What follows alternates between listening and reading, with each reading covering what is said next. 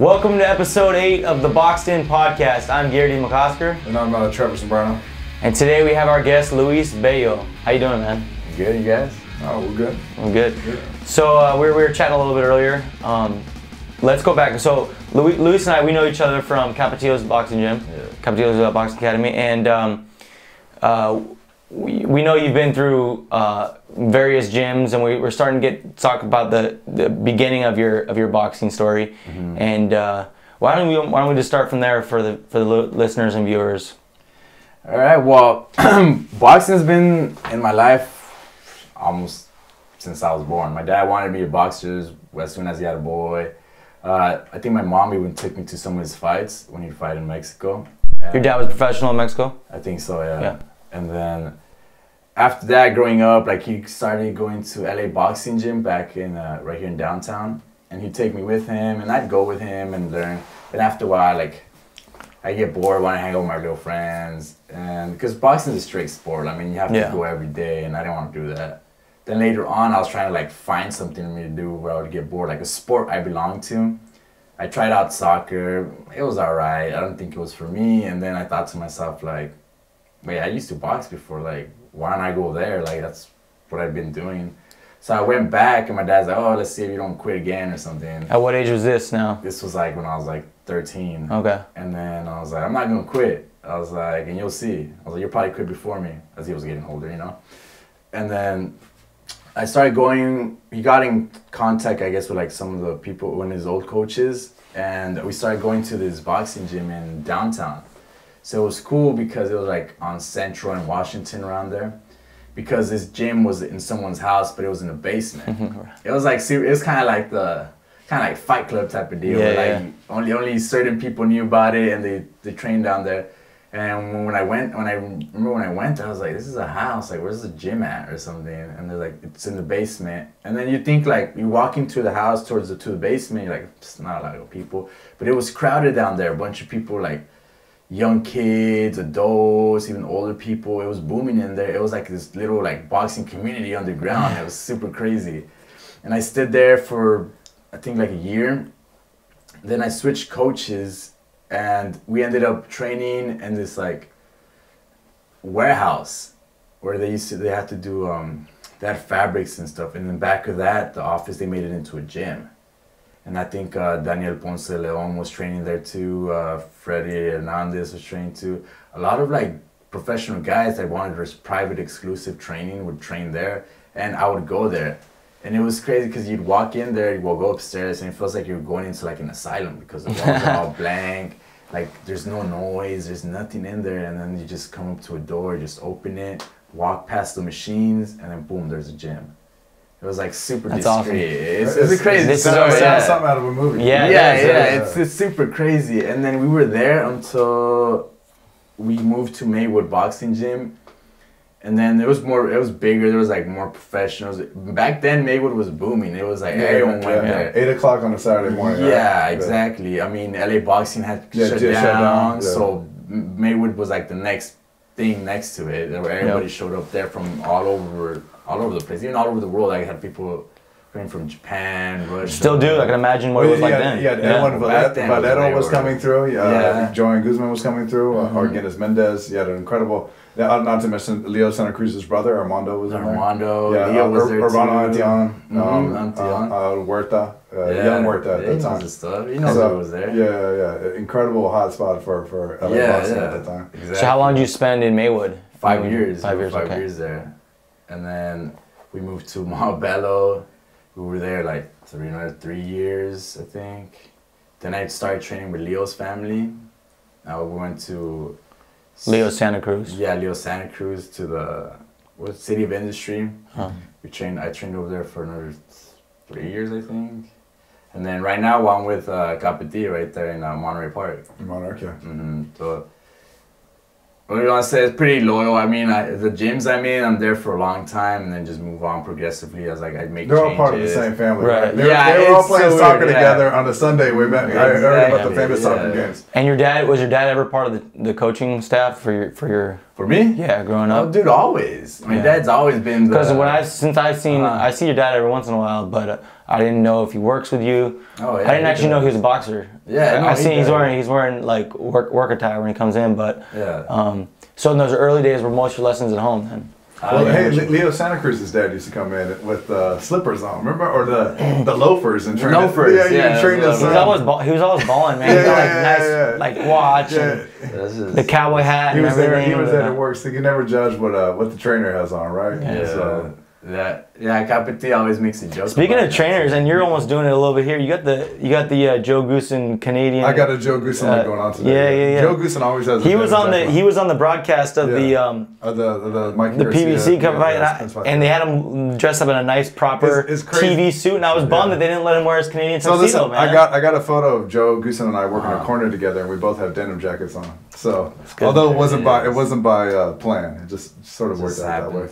Yeah, but that's cool. I feel like lately they've been using him as a commentator for the past fights. I've seen him for Fox. I've seen that. Yeah. He was, when he was shooting it honest with the Mikey Garcia fight in Spence, just when they had thought that, I thought that Mikey Garcia had won the second round. Not that Mikey Garcia, did what I sort of thought that he was going to do better by neutralizing him. But the Fox people were saying, oh no, Earl Spence. And he spoke up and said, no, Mikey won that round.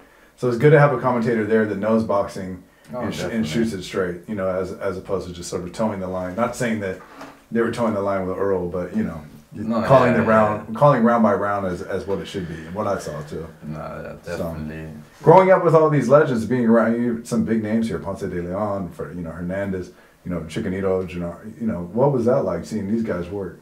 I mean, it was crazy because I was way younger than them, and just watching them work and it was intense. Saturdays were something where you really tested yourself as a kid. Okay, so let's say when I was 14, I was I knew Saturdays were the times I'm gonna be sparring with professionals. That means people that have more experience than me, full-fledged men, and you're gonna see if you're learning or not, and see if you could actually stand your ground against them, as opposed to fighting people your age during the amateurs and stuff like that. So Saturdays were always important because you really wanted to prove yourself and test yourself. To not besides yourself, for me, myself, my dad, and my coaches, and everyone around me, and then they build a name for yourself. So then at the gym they'll be oh there goes Bello or something. For the audience that doesn't know the culture in Maywood Boxing Club, particularly at that time, and being there on a Saturday at 8 or 8:30 in the morning, and there's no parking that can be found, and then you got kids that are outside lining up. You got 2 rings in there. Was that? Can you describe that experience, knowing that you can have someone from Tekken, in the ring next to you? You can have Huerta. What was that like?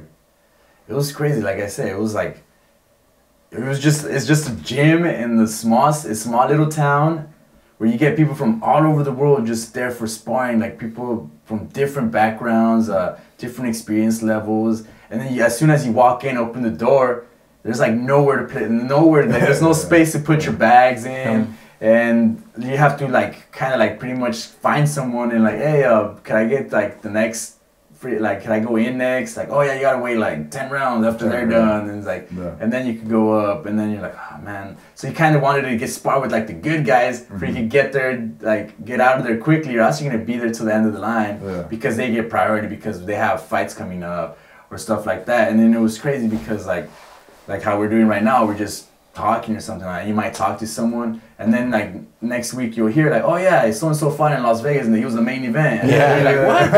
Dude, I just talked to him and he didn't. That's what's great about the boxing world, is that you have this access to people who maybe they may be top of their sport, top of their division, and big names in our country. Nobody's gonna go to but a you pickup meet him, game and play with Kobe or LeBron. But you could just go to a gym that's cracking, that's for real, whether it be Wildcard or Maywood or wherever. And you really don't know what star you're going to run across, and that's the difference. I think, especially with boxing. I think that's. I ran to Liam Smith once at a gym in Carson, and no one knew who he was because. At the Rock?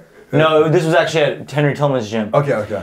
No one knew who he was then, because we hadn't seen him fight yet or whatever in America, and in a couple of months he was on a big payday show or something, So it's just kind of amazing how that kind of goes in the boxing world. Oh, yeah, definitely. Especially in Southern California, we run into all the greats as they come through. Let's say where we go running or something, hey dude, that's like like you get Zurdo Ramirez, like you be running at Mount Baldy. Yeah. So like, dude, like that's Zurdo Ramirez. Like, who's that? I was like, dude, that's like the super middleweight WBO champion, like right there. And he's always I used to chop it up with him. I used to chop it up with him at the Rock. Rock. Yeah. And he was all surprised I spoke Spanish and everything. I'm like, Julian from Churchill Street recently joined his team, so you know that's a good look for him, obviously. But yeah, no, Zurdo was always in Long Beach off of Orange Avenue at Hill Street. So you know, training, but it's crazy. You know, I'm always at Jackrabbits in Long Beach. Okay. So I'm always like, hey, I've probably driven by when Zurdo's training in Hill Street, just not known it. But like you said, here we're dealing with a middleweight champion, and sort of, you know. Yeah, I mean, you gotta be kind of like super middleweight in the boxing world to kind of like understand, because sometimes I'll be with people and like, dude, like, hey, that's what's his face, like, nah, it's not. And it's like, well, who's that? And it's like, dude, like that guy literally like whooped so-and-so ass. But that's like the challenge I feel like I face when I'm trying to like expose more people to boxing and like spread the sport and get more regular mainstream fans, sports fans involved in boxing. It's like sometimes it's hard to tell other kids in our sport. You don't necessarily, there's so much talent out there, you don't necessarily even know all these names. And if it's that hard to tell your sparring partner, hey dude, check out so and so, imagine how hard it is to tell the rest of the nation, you know, to introduce these guys. It's a full-time job knowing boxing. Yeah. At any given moment, someone's popping up, or they're debuting, or you know, they're making a name for themselves, and you're always trying to check in. Like the best feeling is like when you like Leo. I met Leo when he was like 19, right there in Maywood. So I've known Leo forever. Leo's my boss and everything, whatever. And just a simple kid, just sitting down. He would finish sparring, sit down, train, very quiet. You would talk to him, he'll talk back, blah, blah. And then now he's like, what, like one of the world's best featherweight right now. Yeah. And then you've seen. Like and also like on the money side of it too, he's headlining Staples. Yeah, you know, like Leo's made it. You know. And you've seen him, like you literally like sat next to him and you didn't think anything of it until like now. It's incredible though to even know like that from his family, having his brothers that were fighting, having his father that was behind him, that they had the vision and more so they had the discipline. And for Leo to be so successful, you got to be happy for a guy like that, especially knowing what Maywood Boxing Club was at that time, and you know, guys that we might have looked up to or that we thought were going to make it, but that didn't. You know, so when you look at a guy like Leo that's getting success, or you hear that Leo bought Floyd Mayweather's Lamborghini, I think. Oh really? Yeah. You got to sit there and you're happy because you know those humble beginnings. Things came at the right time though, because the Al Heyman moving into a wider, let's say a wider demographic of guys he was signing. I think Leo was probably one of his first Latino fighters. That's what I'm saying. One of the first Latinos, and he's actually, out of LA Latino fighters, he was the one who really has made it in this current era, right? I think they obviously had the fight between him and Abner, and I think that Leo, obviously Leo walks away and he's the guy. So not to say that Abner hasn't had success, but Leo's obviously been more successful. Yeah. But you got to give respect to both these guys. Both those guys are. But also Leo's acts as somewhat of a power broker of a guy that brings other Latin fighters from this area to PBC cards. So it's kind of sort of your career. Can you talk about that? Well, I mean, what better person to help you out than someone that's been there with you, like that's been in the same position as you, that from having nothing, having to give up everything, and now actually like being where he's at, he's actually trying to give back and trying to help those people achieve their goals just the way he's achieved his. Because the thing about Leo is like Leo's very humble and doesn't forget like the people that were there for him, the people that were always like on his side no matter what, and he's trying to give back to those people. Well, not necessarily like people that were with him throughout his career, but he knows like what you gotta go through. He knows the process, and if he's able to help them out, try to achieve their goals, like he might be like, hey, dude, like I made it, and I gotta give thanks to Leo, because without him, I wouldn't be where I'm at right now. There's in the hood, people say, you got to put somebody on. Like, hey, can you put me on? Yeah. And it's good to know that Leo's out there. It was helping Flavio Rodriguez, right? Yeah. So that he's. I've heard many people say similar things. Yeah. That he's. He kind of gives guys a look, and he would have trained with these guys back in the day, so he knows their resume. He knows their. Yeah, definitely. So I told you, I've known Leo for a long time ago. He's good with the fans too. You ever see him at shows? Oh yeah, In- Definitely. Even if he's just watching somebody else's show, some Yeah. fan wants to take a picture of them, he's always good with them. Yeah. So it's, And then that's the Good. thing about him, you know how some people be like, oh, well, he's only nice, like, to the fans. No, this guy's No, nice this guy's all a- around, yeah, like, yeah, behind the yeah. scenes, like, to his Yeah. friends, to his fans, like, he's just all around, what is that, well-rounded, just good Yeah, guy. yeah, like, yeah, yeah.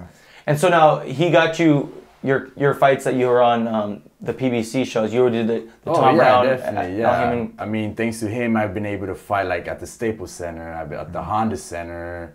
Where else have I fought? The Honda Center. Well, Staples hey, Center, those like- two right there are enough. It's like, You know? I fought him in like so many different places. I fought in Texas at one of the colleges. That Okay. he hooked me up with that. He Walking was- out the tunnel at Staples or Honda Center, what's that? That's got to have a different. You fought on the Yes. Wilder undercard or? No, I was going to find the I fought in the Danny Garcia versus Robert Guerrero. If I'm not Okay, mistaken. what was that? Oh, yeah. What was that feeling like walking out of, knowing that that's where the Lakers walk out of, and you know, It's probably- a nice feeling, Yeah, you yeah, know? I bet, And then like at the moment, I'm gonna be totally honest with you. At the moment, you think nothing of it because Right. you're just so focused. You're so locked and you're in, so like, yeah. like, I don't know if you've seen it. Like for example, like last fight, like Errol Spence, like you see him, he's just like. Yeah, he's in the zone. Yeah. And it's the same thing. And then after you fight, then you're actually able to like take in like everything because now like you can relax. You don't have to be just so in the zone, psyched and everything. What's the dressing rooms like? The dressing rooms is like every dressing room. I mean, it can't be like the one. It's not like it's not no. Oh, yeah. oh, okay. It's not like, or even one of these ball shows where it's red corner, blue it's corner, not, and one. It's not one- OC Pike. Oh, okay, no, okay, okay. Like- Okay, yeah, no, it's very spacious, you know? Yeah. And they have a couple fighters in there. Are We're you all in shooting where the same- Lakers? Is that where you guys are warming up? Or the Lakers? Changed? No, we're not Okay, there. No, okay, we're not okay. there. So, We're just hey. like locker rooms. Clippers, man. They put them in. the Clippers locker room. Yeah, no, it's nice. It's very spacious in there.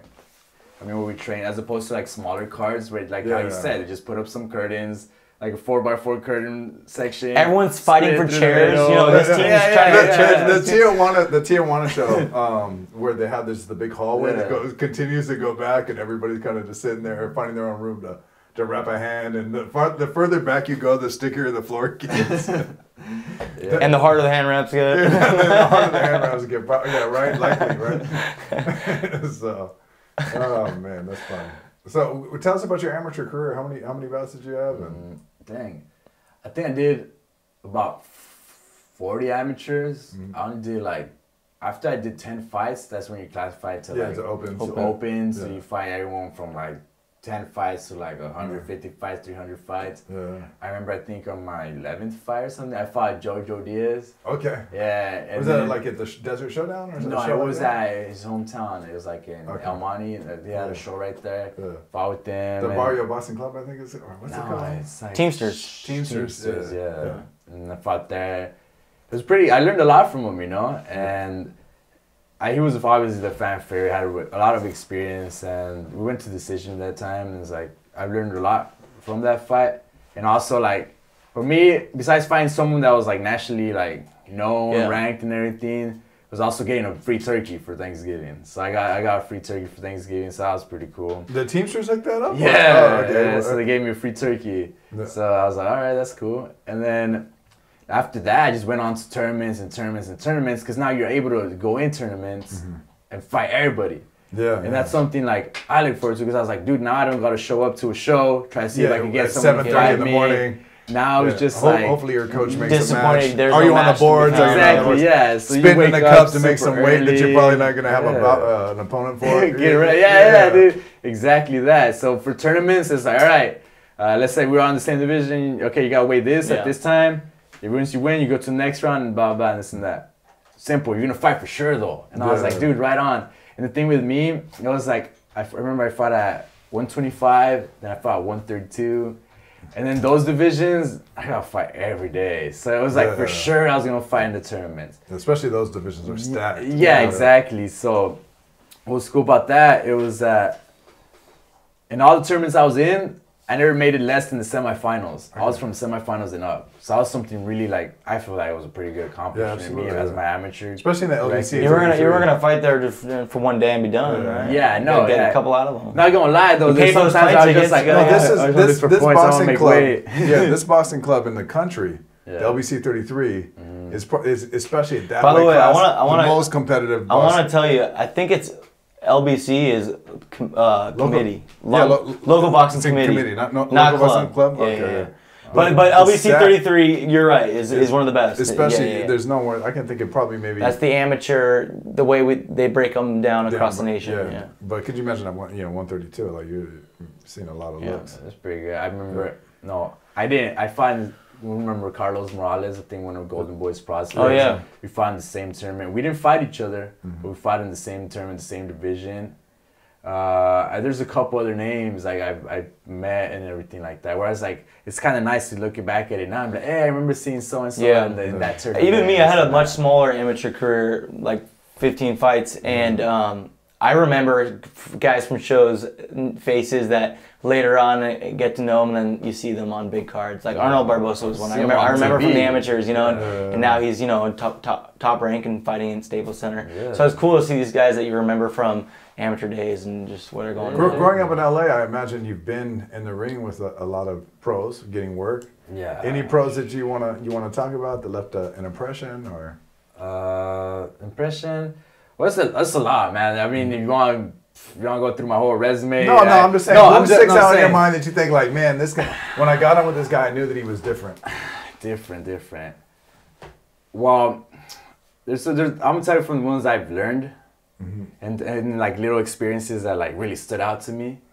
So remember Ponce, right? Ponce had a good he had a good knockout record. He was a super bantamweight champion. I think he did like 9 defenses.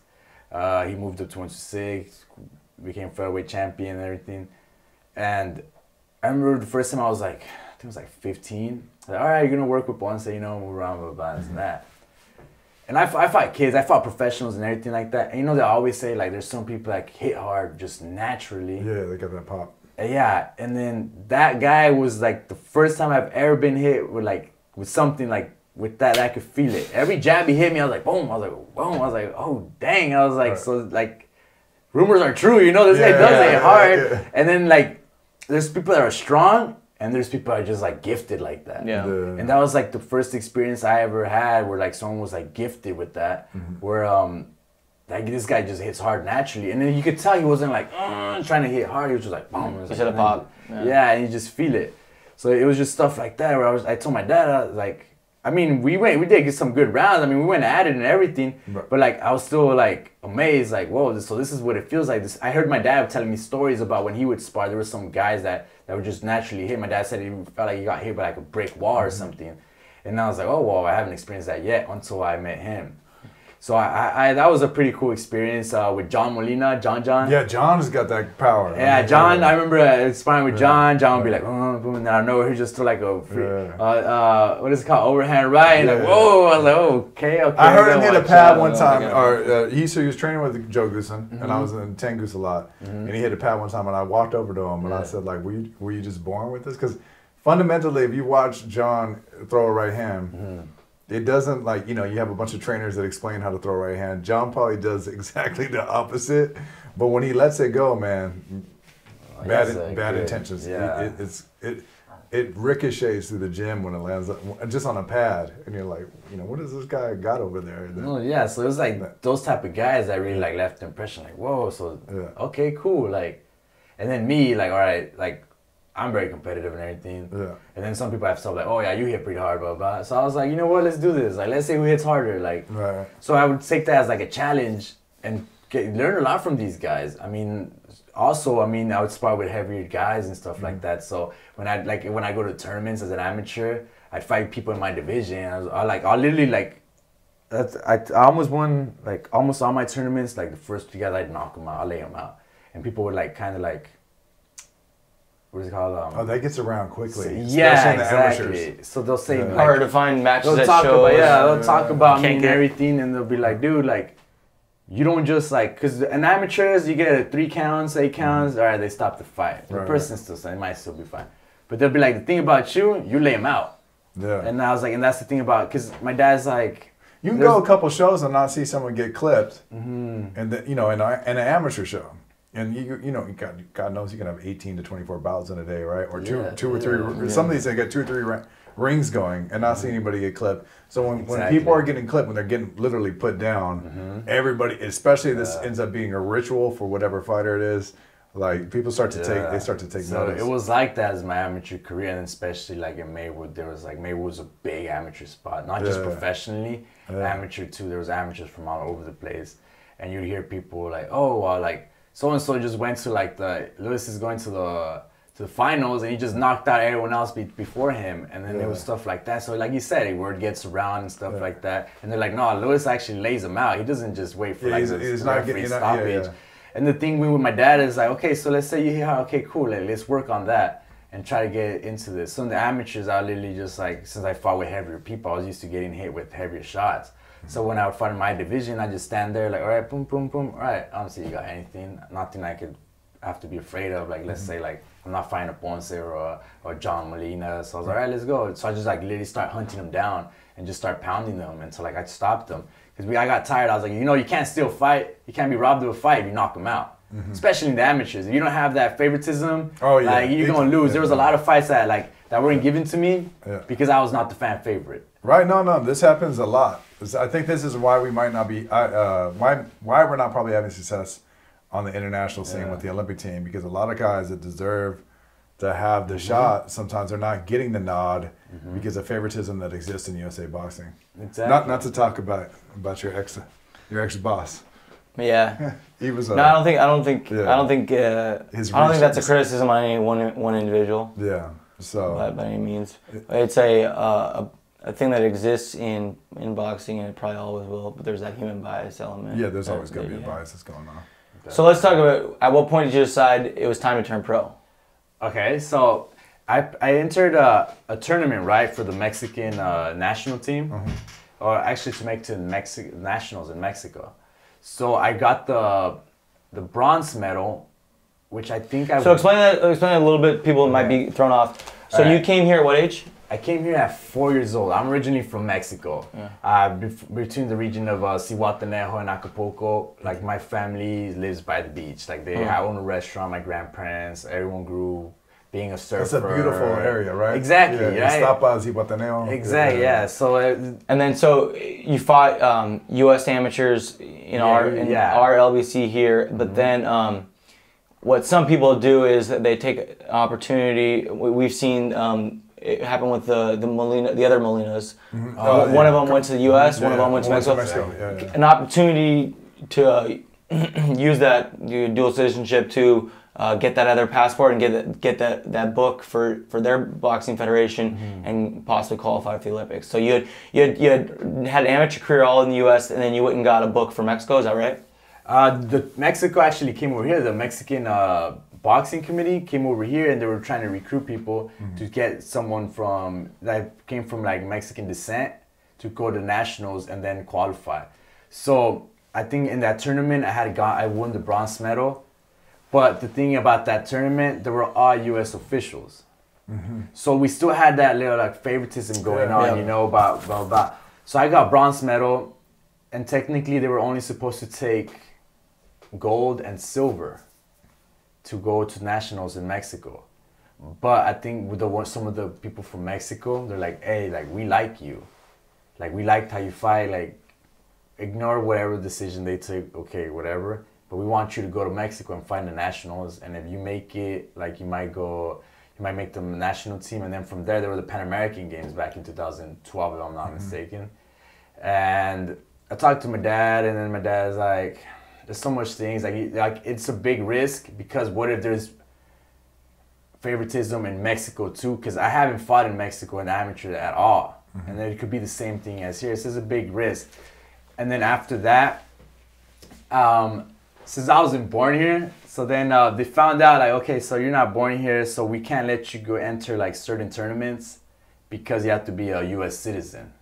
So as a U.S. citizen, I was like, all the good tournaments, I can't get in. And I was when did they ever enforce that? I've never. They enforced it on me, so I was like, okay. This is crazy. So to go to nationals for here, I had to be a U.S. citizen. I can't be a resident, this and that. So I was like, okay. So then she's like, you're not allowed to go in this tournament. You're not allowed to go in whatever tournament. For me, as an amateur, there's plenty of people that are still fighting without. Yeah, but there might be. But what I think is that you show your card on the other side. You're talking about the nationals, though, which they're probably implementing something different than the local boxing tournaments. Correct. Yeah. It's a campaign driven out of the Midwest, probably. Yeah. Let's keep all these Texas and California guys out of here. Yeah, that was the deal. And I was as amateur. I was like, I want the big tournaments. I don't want these tournaments around my life. Like they have no name. Like I want to go to the USA's, the PAL, the nationals, the Golden Gloves, like. Those are the tournaments I care about. Those are the tournaments that matter, yeah. Yeah, exactly. When I meet someone someone who's won, everybody's a Golden Glove champion, but when you meet somebody that's a national champion, you're like, okay, this guy must be able to go. Yeah. Let anyone that makes it to the semifinals, in fact, of the bigger tournaments, always say, hey, these guys can go. We know that they can fight. Versus like someone that did some show at Grandpa's gym. Like not to, I get what you mean. It's totally understandable. So that's how I felt. My dad was mad, and my dad's like, you know what, like, screw this, like, you know what, it's time to, like, go professional. I was 17 at the time, so we had to wait, like, I think 3 months after I turned 18, I debuted professionally right here in Tustin, in the Marconi Auto Museum. Okay, yeah. So that was my first professional fight. And it was crazy, because now, like, I still look like, I seen pictures back then, I looked like a little kid. Yeah. And then, like, I fought this guy who was, like, way older than me, and I dropped him in the first round, and then I was like, okay, cool. And then like I was trying to knock him out, and this guy just wouldn't give in. Like they're men, so I was still like, I felt like I was still a kid. And so they're able to take more punishment and still like move forward and stuff like that. I closed this guy's eyes shut. And he had like 3 like big bumps in one. I've never seen anything like that.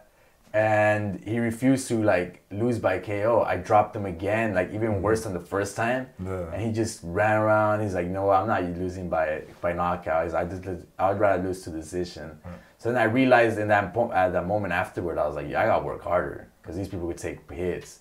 As opposed to amateur, I was fighting people my age or around my age. I would just start flooring them. Something funny. I got a text from a fighter that I used to train.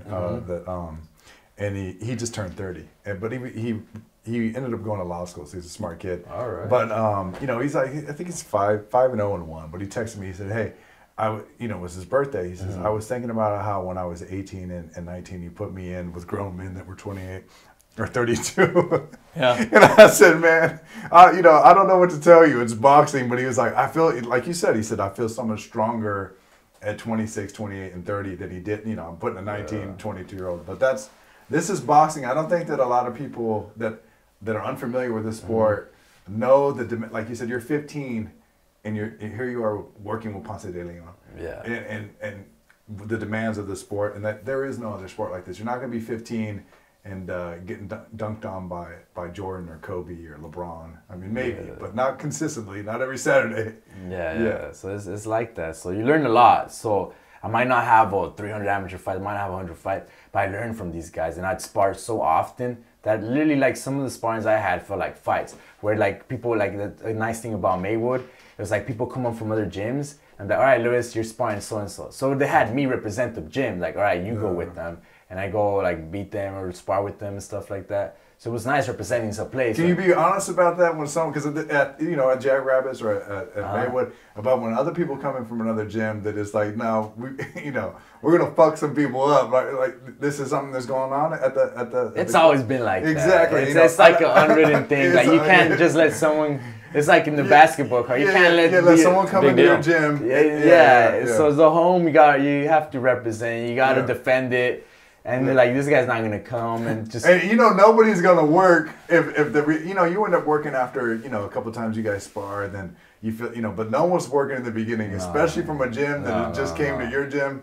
No, everybody's on go. Like there's gonna be no fill out. Yeah, so it was like actual like other amateur fights all over again, and then there was like.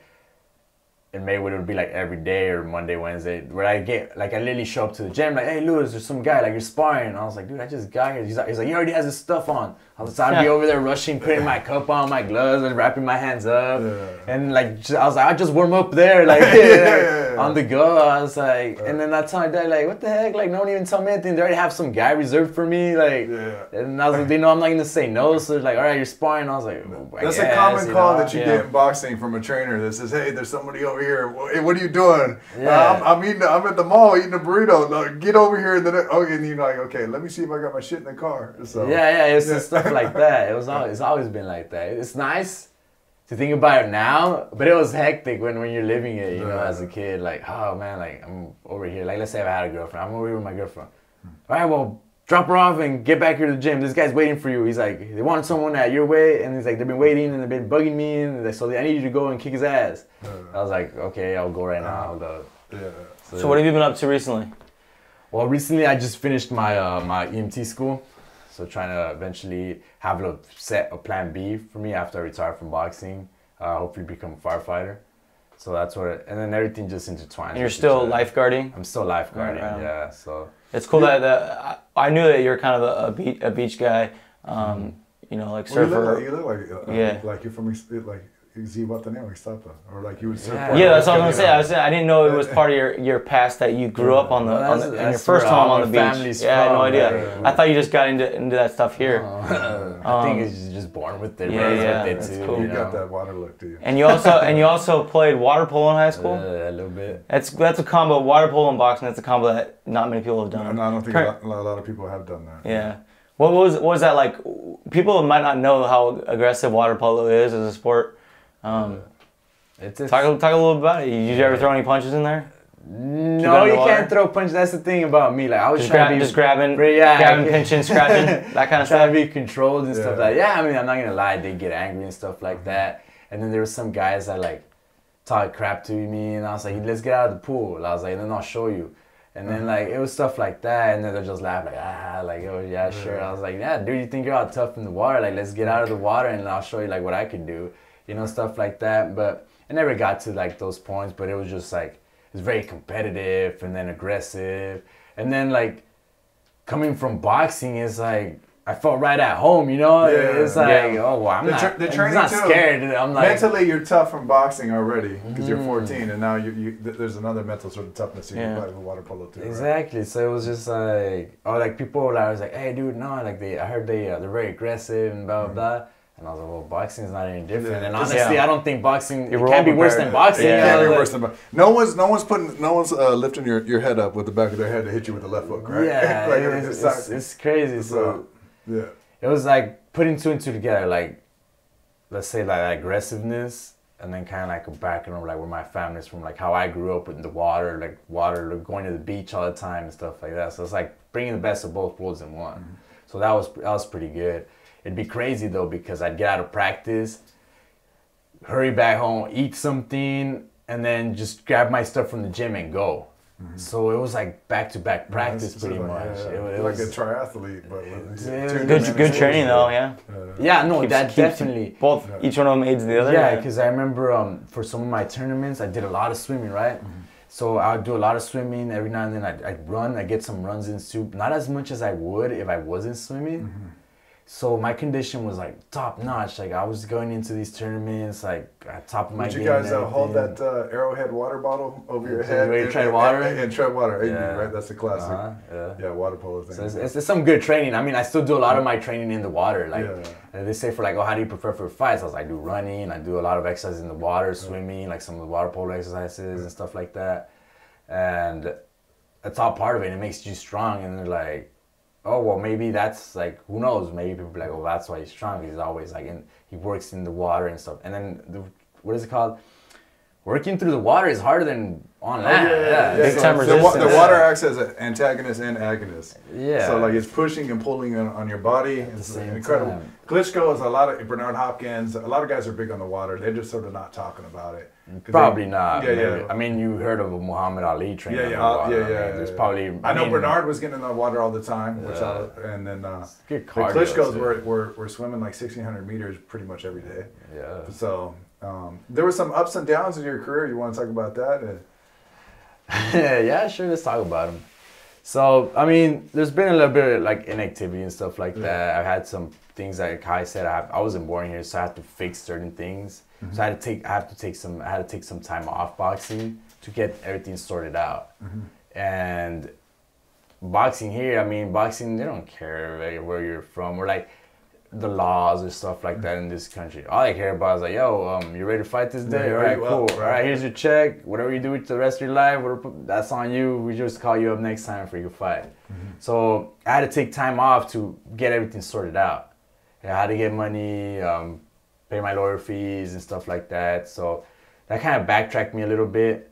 But the thing is, I've been doing this so long that it's not something that you forget from one day or another. There's no way. It's not. It's a lifestyle, and like I said, like I've told people, like I'm learning a lot of things as I'm older and have more mature. Yeah, and more freedom, let's sort of speak, as I did growing up, because I practically grew up in a boxing gym, like where people were hanging out with their friends on Friday nights. I was there training at the gym every day. My dad was pretty strict on me with boxing, so it wasn't something that I could just like blow off. Like, oh, Dad, I'm not going. Like, and my dad's like, what the heck? Like, what do you mean? I was like, I bought you all this, like this gear and stuff like that. Yeah, the winning gear. Like, hey, you got $1,000 worth of gear. Someone's you got a tournament coming up. You got to watch your weight. So, I mean, I give a lot of thanks to my old man because probably I wouldn't have achieved what I have done so far if it weren't for him, with him like nagging at me all the time. I mean, there's a lot of things he's taught me too because he's been boxing. He was a boxer.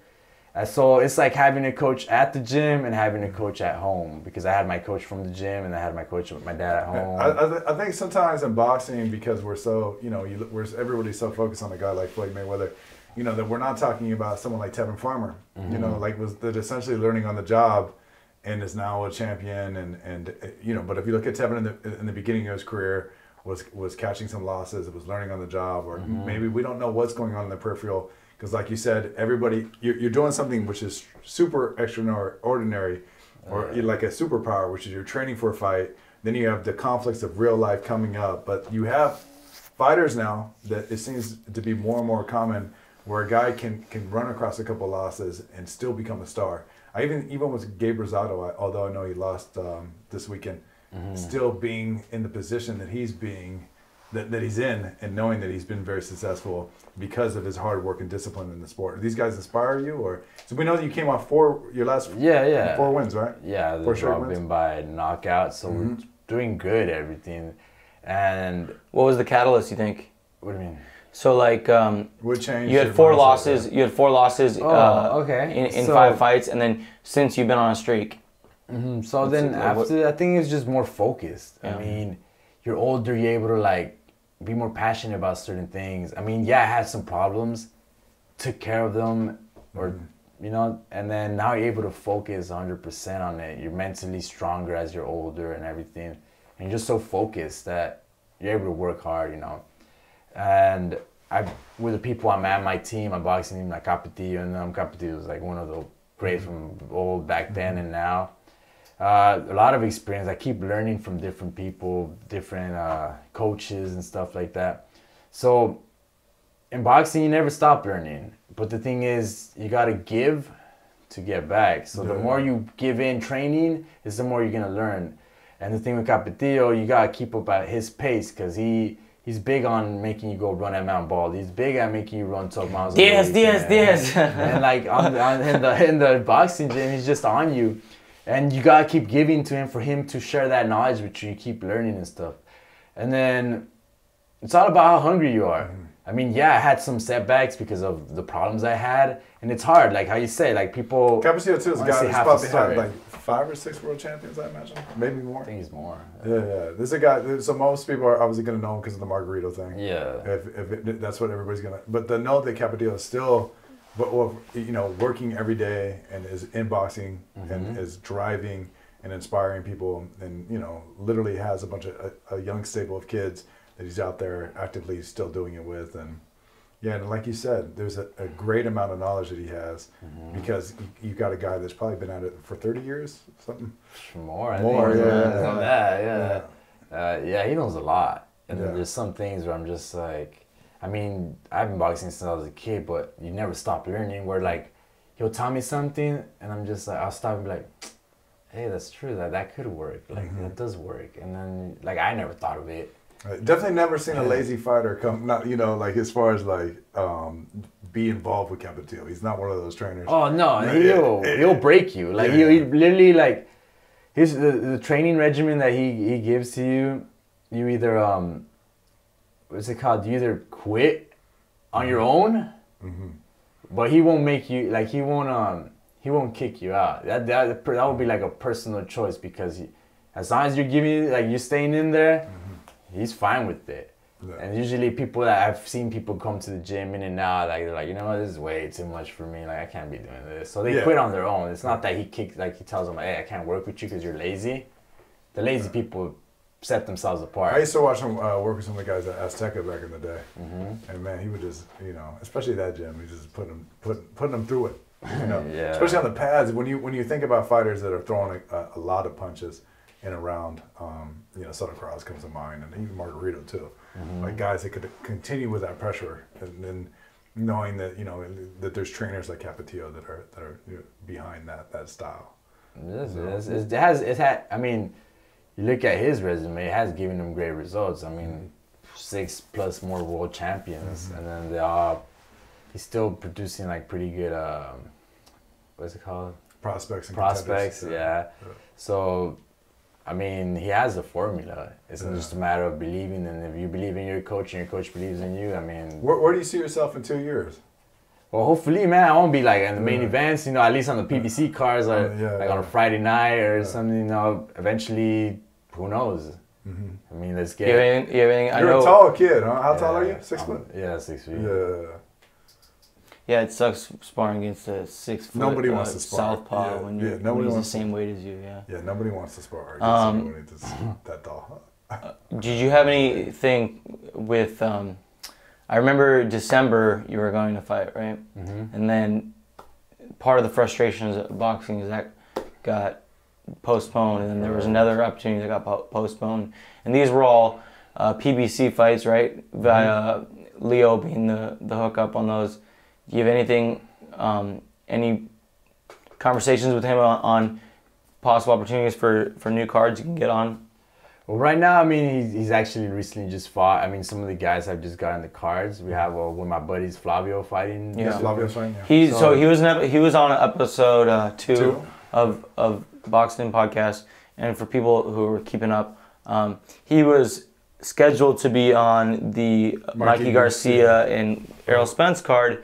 But a couple weeks back, he told me they got postponed. It's also too that he's on to now. Let people know too that it's not just typically things fall apart all the time. More than they come together. I've had a guy weigh in for one of the anyway. shows I wanted Orange to say County. though he's on Danny Garcia versus Adrian Granados card in Philly. That's April 20th. I think so. April 20th. That's what's next. I've seen a guy weigh in, and the other guy weigh in, and then you think everything is fine, and then the night of the bout not show up. I've seen that too. Yeah. I've seen a guy use his ticket to get to LA, and then no one ever found him again. Yeah. So hey, he didn't make his flight home. Yeah. Crazy, right? Yeah. So it's a ticket, man. It's a bunch of crazy. Like I had stuff like that where like the week of the fight, the opponent pulls out. And you're already like at weight and everything, and it just sucks. It's frustrating. You get. So at some point you're like, all right, screw this. Let me go and take my EMT course again and fix things in my. Yeah, I mean, definitely have a little plan B as opposed when I retire boxing, take advantage of that because, I mean, all these like what's it called, postponing stuff like that. Like it's hard. Give me some time. It's hard for everybody. It's hard for the fighter. It's hard for the team that's behind the fighter because they're sacrificing, they're sweating in there with you too, or they're showing up on the days that you got sparring, or they're making sure what's your weight at. They're keeping you in check all the time, or making sure you're getting enough sleep. So it's hard for everybody, but this is what's happening in the sport, and it's pretty common. But it's good to know that you got obviously something's changed because your focus is dead on, locked in. Yeah. You got four wins by 4 knockouts, and in 2 years. Hopefully we can see you as one of the main events for a card, a PBC card. Yeah. I mean, I feel like I got a lot of good qualities.